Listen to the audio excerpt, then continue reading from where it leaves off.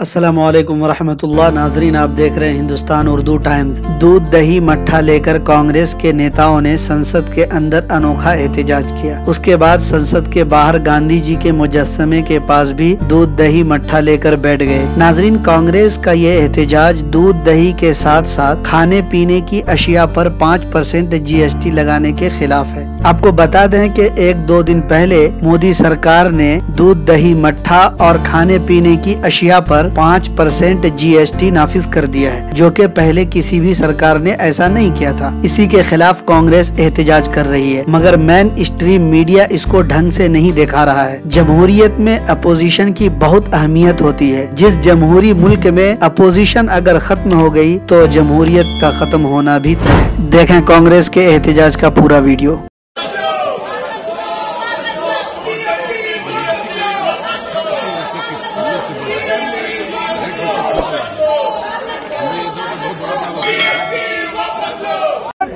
सदन में आओ, सदन में आके जवाब दो,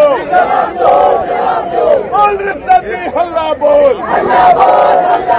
डरता किससे हल्ला बोल,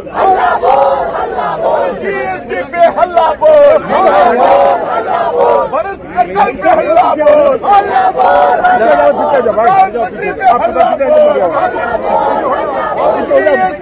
वापस लो, वापस लो।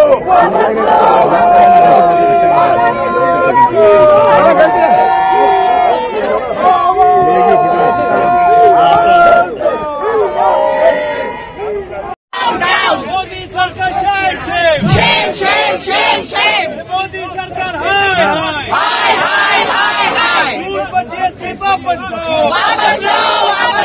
ब्रेड पर GST वापस लो